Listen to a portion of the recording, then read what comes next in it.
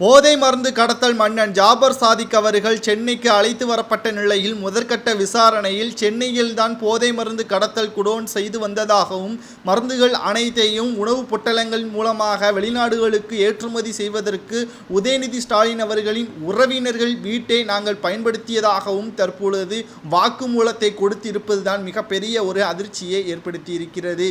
மக்கள் வாழக்கூடிய பகுதியில் வீடாக இருக்கக்கூடிய வீட்டை தற்பொழுது குடோனாக பயன்படுத்தி கிட்டத்தட்ட 3 ஆண்டுகளாக போதை மருந்துகளை ஏற்றுமதி செய்து வந்திருப்பது மிகப்பெரிய ஒரு அதிர்ச்சியை NCPI அதிகாரிகளுக்கு ஏற்படுத்தி இருக்கிறது. ஒட்டுமொத்தமாக திராவிட முன்னேற்ற கழகத்தில் இருக்கக்கூடிய மூத்த அமைச்சர்களாக இருக்கட்டும், நிர்வாகிகளாக இருக்கட்டும், ஒவ்வொரு பெயர்களும் போதை மருந்து கடத்தல் கும்பலில் இடம்பெற்றிருக்குமா என்ற ஒரு சந்தேகம்தான் தற்பொழுது ஒட்டுமொத்த மக்களுக்கும் அதிர்ச்சி ஏற்படுத்தும் விதமாக தினம்தோறும் வெளியாகக்கூடிய விசாரணையின் முடிவில் பல உண்மைகள் வெளியாகி கொண்டிருக்கிறது.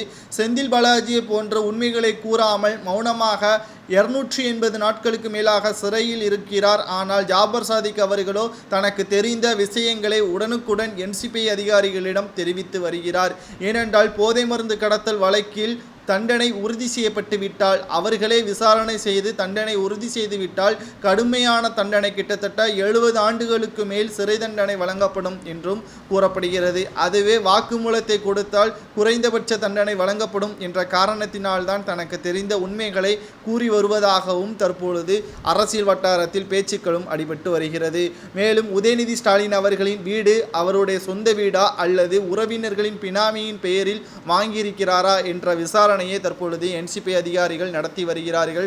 சாதாரண வீட்டை குடோனாக எப்படி மாற்றினார்கள், உள்ளூர் காவல்துறையினர்கள் இதை கவனிக்கவில்லையா என்ற அனைத்தையும் தற்பொழுது NCPI அதிகாரிகள் விசாரணை நடத்தி வருகிறார்கள். ஆதாரங்கள் அனைத்தும் திமுகவிற்கு எதிராகும் பட்சத்தில் திராவிட முன்னேற்ற கழகத்தின் ஆட்சிக்கே இது பாதிப்பு உண்டாக்கும் என்றே நாம் கூறலாம். கிட்டத்தட்ட திராவிட முன்னேற்ற கழகம் போதை மருந்து கடத்தல், கள்ளச்சாராயம், கொள்ளை சம்பவங்கள், மேலும் அடிதடி போன்றவற்றை பயன்படுத்தி தான் ஆட்சியையும் கட்சியையும் வழிநடத்தி வருவதாக எதிர்க்கட்சி தலைவர் எடப்பாடி பழனிசாமி அவர்கள் குற்றம் சுமத்தியுள்ளார்.